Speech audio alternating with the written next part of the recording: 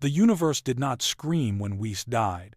It simply shuddered, a cold, violent convulsion that rippled through the fabric of existence, shattering stars in distant galaxies. In the void of space, hovering above the cratered ruin of what was once a destroyer's planet, Vegeta stood alone. His fist was still smoking, wreathed in a crimson energy that defied the laws of creation, a dark, jagged frequency that felt less like ki and more like the unraveling of reality itself. Below him, the body of the angel Whis dissolved into motes of light, his halo flickering once, twice, before shattering into nothingness.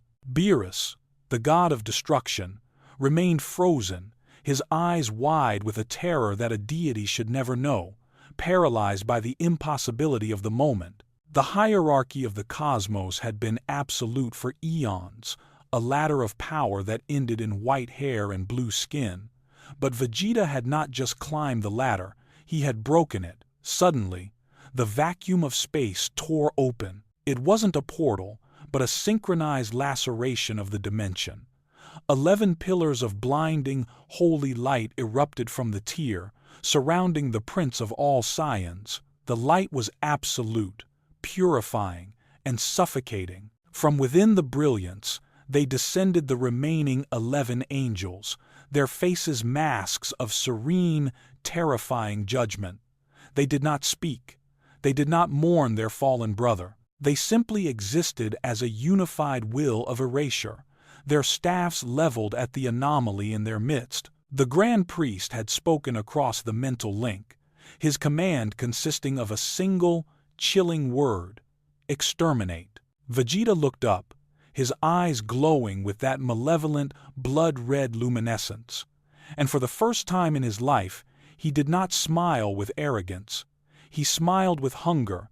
Before the heavens collapse and the era of mortals begins in blood, etch your name into this history, subscribe and ignite the notification bell, so this timeline is not lost to the void. The silence that followed the fall of an angel was heavier than the collapse of a star. It was a silence that did not merely occupy space, it erased it, pressing down upon the jagged ruins of the asteroid belt with a physical weight that made the vacuum itself feel suffocating. Whis was gone. The statement defied the logic of the hierarchy, a blasphemy against the very architecture of existence. There was no corpse, only a lingering, glittering dust that drifted into the void, the final, fading particulate of a being who had stood outside the flow of time for eons. The halo, that ring of absolute authority, had flickered out like a candle caught in a hurricane, leaving behind a darkness that felt colder than the deepest reaches of space. Beerus, the god of destruction, stood paralyzed on a floating chunk of rock, his purple skin ashen.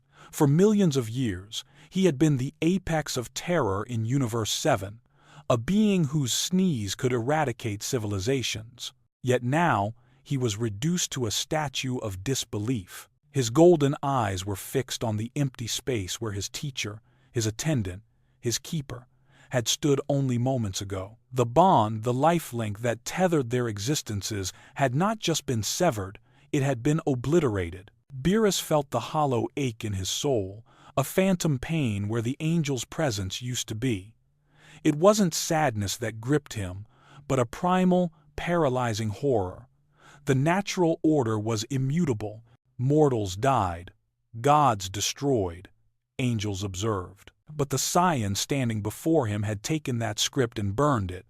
Vegeta did not look at Beerus. He did not look at the fading dust of the angel. He stared at his own hands, his palms upturned as if weighing the fabric of reality itself. The energy wreathing him was not the blue of the divine, nor the purple of destruction. It was a deep, clotting crimson, darker than blood, crackling with black lightning that sounded like tearing metal. This was the God Killer state, a manifestation of will so stubborn, so absolute, that it rejected the divinity of others to assert its own. The gap Whis had spoken of, the insurmountable wall between a mortal's effort and an angel's instinct, had been bridged, not by learning, but by a violent refusal to accept the premise. Vegeta had realized that to kill a god, one must not emulate them, one must become their antithesis. The calm was shattered not by sound, but by light. Above the wreckage, the darkness of space tore open in a synchronized, violent rupture. It was as if the universe itself was being peeled back to reveal the blinding white machinery underneath. 11 pillars of light erupted from the tier, slamming down into the debris field with enough force to vaporize the surrounding asteroids instantly. The light was not warm. It was sterile, clinical, and terrifyingly pure. It was the light of the operating table, the light of correction. From within these pillars they descended. They floated down with the grace of falling feathers, their robes untouched by the chaotic winds of Vegeta's aura. The remaining 11 angels of the multiverse had arrived. They did not come with the fanfare of warriors or the roaring key of Saiyans. They arrived with the terrifying silence of a plague. Vados, with her staff held loosely in her right hand, touched down first, her face a mask of unreadable porcelain. Next came Korn, Cuss, Margarita, and the rest siblings in blood and duty, united now by a single, overriding directive from the Grand Priest. They formed a perfect circle around Vegeta, enclosing him in a perimeter of holy pressure. The sheer density of their combined presence began to warp the space around them. Gravity bent, light refracted oddly, and time itself seemed to stutter. To Beerus, watching from the periphery, the sight was the definition of hopelessness. A single angel was an insurmountable mountain. 11 was an execution by the cosmos itself. There was no anger in their eyes, no vengeance for their fallen brother. There was only the cold, mechanical recognition of a glitch in the system that needed to be debugged. Vados took a half step forward, the ring around her neck glowing with a soft, ominous hum. She looked at the spot where Whis had vanished, then turned her gaze to the prince, Vegeta of Universe 7. Her voice was a melody, sweet and terrifyingly calm, carrying across the vacuum without the need for air. You have disrupted the balance. You have erased a functionary of the divine law. This is not a battle. This is a correction. Vegeta slowly lowered his hands. The crimson aura flared, turning the black lightning into a roaring storm that pushed back against the encroaching holy light. He lifted his head, and his eyes, burning with that flat, red hatred, locked onto Vados. He did not scream. He did not power up with a guttural roar. He simply smiled, a sharp, jagged expression that promised ruin. A correction. Vegeta's voice sounded like grinding stones, deep and distorted, resonating in the bones of the gods.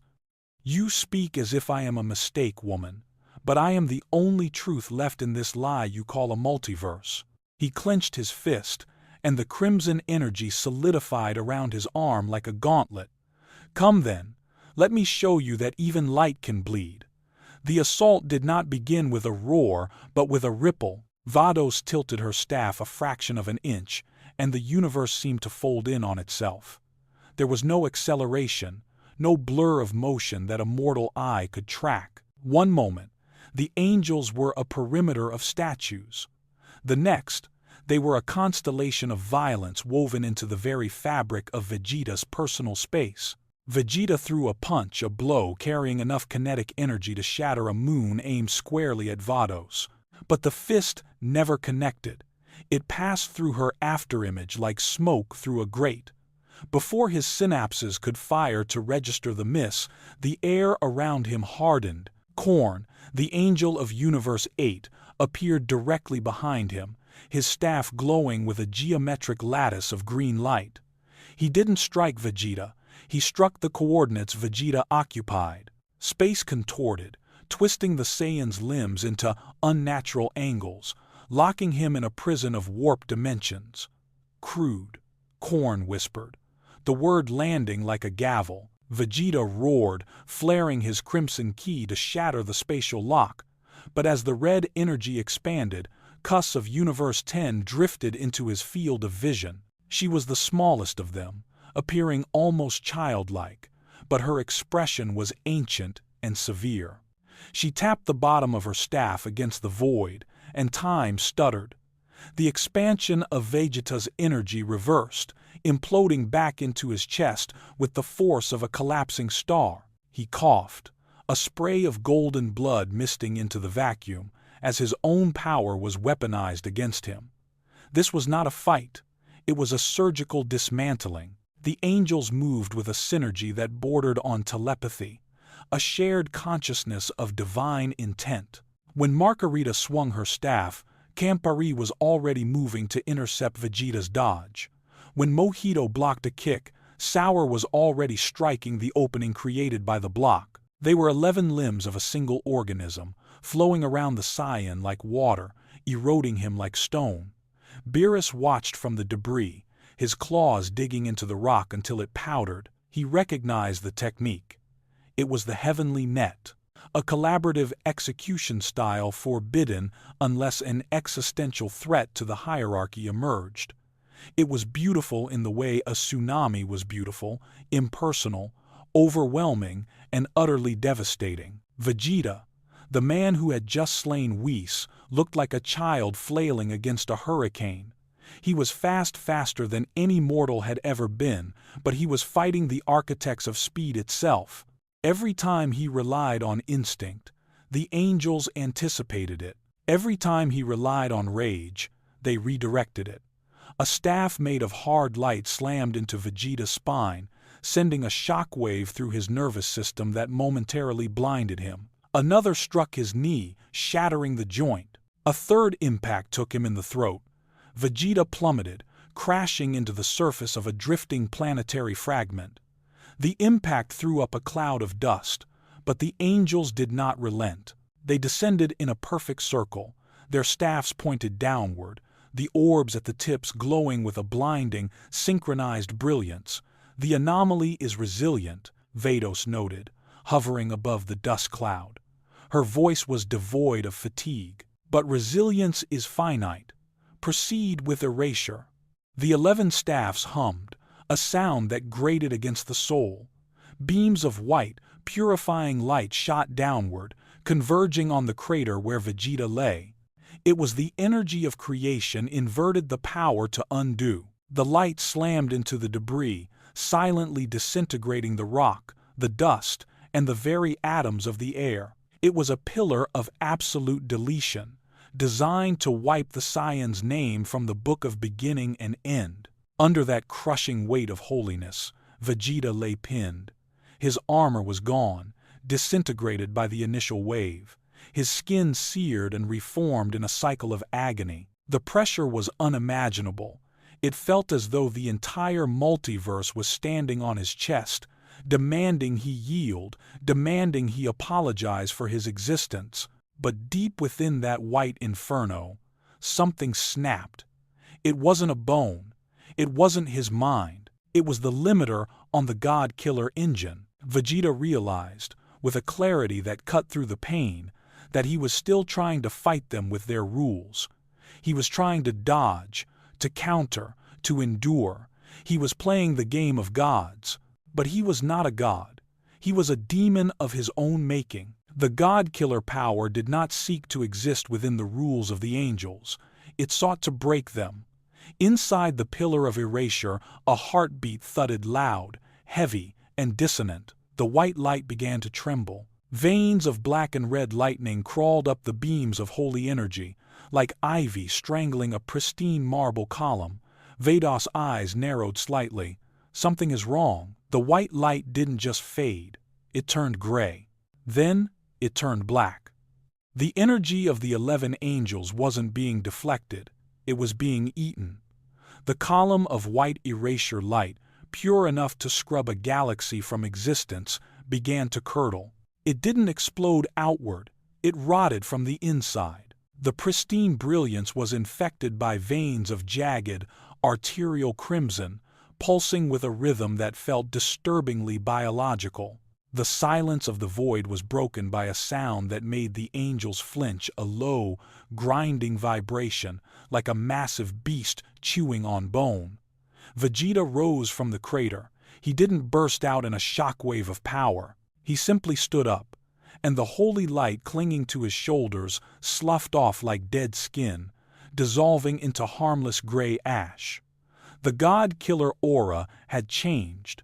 It was no longer a wild, flame-like projection. It clung tight to his body, a dense, shimmering skin of antimatter red that seemed to absorb the ambient light of the stars. His wounds, the shattered knee, the crushed throat, knitted together with sickening speed, the flesh reweaving itself not with biological cells, but with raw, destructive energy. Kus, the Angel of Universe 10, was the first to realize the horror of what was happening. She pulled her staff back, the glowing orb at its tip dimmed as if drained. "My ki," she whispered, her voice trembling for the first time in millennia. It didn't disperse. It went into him. Vegeta looked up. His eyes were no longer just glowing. They were voids of red, pupils vanished, consuming the white of the sclera. He tilted his head, cracking his neck with a sound like a thunderclap. "Is that it?" Vegeta asked. His voice was calm, terrifyingly so. "Is that the judgment of the heavens? It tastes bland." Korn snarled a rare expression for an angel and flashed forward. Insolence. He thrust his staff, aiming to pierce Vegeta's heart with a lance of concentrated temporal energy. It was a strike that should have aged the Saiyan to dust upon contact. Vegeta didn't dodge. He raised his hand and caught the staff. The impact should have vaporized his palm. Instead, the moment Vegeta's skin touched the divine metal, the white glow of the staff turned violently red. The corruption spread instantly, racing up the shaft toward Korn's hands. The angel gasped, releasing the weapon and warping backward, staring at his trembling fingers. The staff, now fully infected by the God Killer energy, crumbled into rust and dust in Vegeta's grip. Impossible. Vados breathed. The composure of the angels was cracking. They were beings of absolute laws, action and reaction, sin and punishment. But Vegeta was a walking paradox. He was a variable that rejected the equation. "You don't understand, do you?" Vegeta said, crushing the remains of the staff into powder. He took a step forward, walking on the empty air as if it were solid ground. "Your power relies on the target accepting your authority. Your erasure works because the universe agrees that you have the right to erase." He smirked, the expression exposing teeth that looked too sharp, too predatory. "I do not agree." The synergy of the angels fractured. Fear, an emotion they had observed in mortals for eons but never tasted, began to seep into their coordination. They attacked again, but this time it was frantic. Mojito unleashed a torrent of telekinetic force. Vegeta walked through it, the energy parting around him like water around a shark. Awamo fired blasts of localized reality warping. Vegeta swatted them aside, his aura devouring the attacks before they could take hold. He was immune, not because he was stronger, but because his energy was the antithesis of theirs. He was a black hole to their light. The more they poured into him, the denser, the hungrier he became. Vegeta vanished. This time, no angelic eye could track him. He didn't move through space. He tore through it. He reappeared directly in front of Campari, the Angel of Universe 3. Before the angel could raise a defense, Vegeta's hand clamped around his throat. The contact was immediate and catastrophic. Campari's halo flickered wildly, strobing between blue and black. The angel screamed a sound of pure, unadulterated agony that echoed telepathically through the minds of his siblings. Vegeta wasn't just choking him, he was draining him. The intricate, divine lattice of Campari's existence was being unraveled, siphoned directly into the Saiyan's burning core. "Let him go!" Margarita shrieked, firing a beam of light at Vegeta's back. The blast struck, but Vegeta didn't even flinch. He absorbed the impact, using the added energy to squeeze tighter. "You call yourselves angels," Vegeta whispered into the terrified face of his captive, his red eyes burning inches from Camparis. "But without your halos, you're just ghosts." With a sickening crunch, Vegeta tightened his grip. Camparis' form convulsed, then went limp. The halo above his head shattered like glass, the shards raining down into the void. As they fell, they didn't dissipate. They curved in mid-air, drawn by a magnetic force, and embedded themselves into Vegeta's back. Vegeta threw the lifeless body of the angel aside. He shuddered as the power of the first halo integrated with his system. A ring of dark, jagged light began to form behind his head, a mockery of the divine circle. He turned to the remaining 10, his power spiking exponentially. The hunter had become the apex predator. 10 left, Vegeta said. The hierarchy of the cosmos dissolved not with a whimper, but with the violent shattering of absolute order. The remaining 10 angels, beings who had watched stars born and galaxies die with the same detached interest, now felt the cold, jagged grip of panic. They broke formation. The perfect circle disintegrated as survival instinct, a sensation dormant for eons, overrode their divine programming. Vegeta did not chase them. He didn't need to. He was the center of gravity now, a black hole of malicious intent pulling them into his orbit. Martinu, the angel of Universe 12, was the first to attempt a counteroffensive. She abandoned elegance for raw power, maximizing her size and density to crush the Saiyan. She swung her staff like a warhammer, a blow capable of cracking the crust of a planet. Vegeta caught the strike with a single forearm. The ground beneath him vaporized, but he did not budge. With a sneer, he drove his free fist into the center of her staff. The divine metal screamed before snapping cleanly in two. Martina's eyes widened, but before she could retreat, Vegeta's hand was already on her halo. He ripped it free. It wasn't a physical removal, it was a metaphysical amputation. Martinu shrieked as her connection to the divine was severed. Vegeta crushed the ring of light in his grip, the shards dissolving into streams of liquid energy that flowed into his skin. His muscles swelled, the veins turning a dark, pulsating purple. He kicked her aside, her body falling limp to the asteroid surface. No longer an angel, just a hollow shell. Next, Vegeta growled. The battle descended into a massacre. Sour and Cognac attempted to combine their temporal powers to freeze Vegeta in a time loop. Vegeta shattered the loop by simply flaring his ki, the sheer density of his God Killer energy overwhelming the concept of time itself. He moved between them, a blur of red violence. He seized Sour by the face and Cognac by the shoulder, slamming them together with force that created a shockwave visible from orbit. Their halos were stripped, crushed, and consumed in seconds. Beerus, watching from the edge of the battlefield, felt his knees give way. He sank to the ground, trembling. He was watching the end of an era. The beings he had worshipped, feared, and obeyed were being harvested like crops.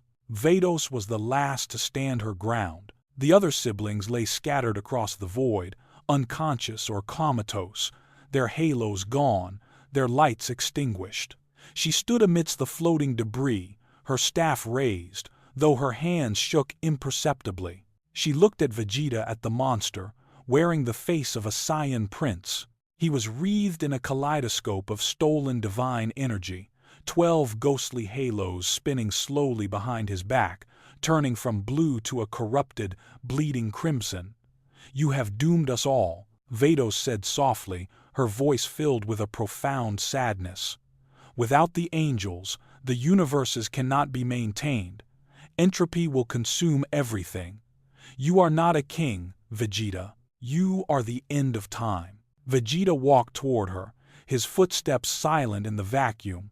The red glow of his eyes illuminated his face, revealing a calm that was far more terrifying than his rage. "You speak of maintenance," Vegeta replied, stopping mere inches from her staff. You speak of gardening, pruning the weak, watering the strong. I am done with your garden. Vados thrust her staff forward in a final, desperate attempt to erase him. The beam of light hit Vegeta's chest and simply vanished. He reached out, his hand passing through her defense, and gently, almost tenderly, took hold of the ring around her neck. Whis understood in the end. Vegeta lied, his voice dropping to a whisper. That perfection is a cage. He pulled. Vados gasped, her eyes rolling back as her divinity was forcibly extracted. The final halo came loose. As it left her, she collapsed, falling into the void like a broken doll. Vegeta held the last ring up to the distant starlight.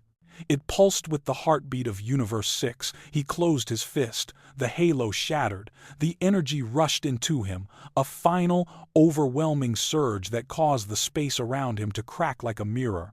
The 12 absorbed halos fused within his core, merging with his Saiyan biology and the God Killer frequency. The crimson aura exploded outward, then instantly retracted, condensing into a skin-tight layer of absolute power. Vegeta stood alone in the silence. The angels were gone. The gods were paralyzed. The sky above him turned a deep, bruising purple. He did not look like a mortal anymore. He looked like an inevitability. The silence that returned was different this time. It wasn't the silence of shock or fear. It was the silence of submission. The universe held its breath because it had no other choice. Vegeta stood amidst the wreckage of the angelic host. The bodies of the 11 siblings drifted aimlessly in the null gravity, stripped of their glowing regalia, reduced to mere matter, unconscious, fading, irrelevant. They were no longer the pillars of creation. They were the debris of a revolution. Vegeta closed his eyes. He could feel it all. The 12 universes were no longer distant concepts or abstract maps. They were sensations humming in his blood. He could feel the heartbeat of a star dying in Universe 2. He could feel the gravitational pull of a black hole in Universe 9. He could feel the terrified, frantic prayers of the Kaioshians in the sacred world of the Kais. The barriers that separated the dimensions had dissolved for him. He was no longer a resident of Universe 7. He was the singularity that bound them all. He opened his eyes. The red glow had settled into a permanent, diamond-hard gaze. The God Killer aura had vanished, internalized completely. He didn't need to project power anymore. He was the power. He turned slowly to face Beerus. The god of destruction was still on his knees, staring at the ground. Beerus, who had lived for millions of years, who had erased civilizations with a yawn, looked small. He looked old. The purple cat deity slowly lifted his head, his eyes meeting Vegeta's. There was no challenge in them. There was only a hollow recognition. You. Beerus' voice was a dry rasp. What have you become?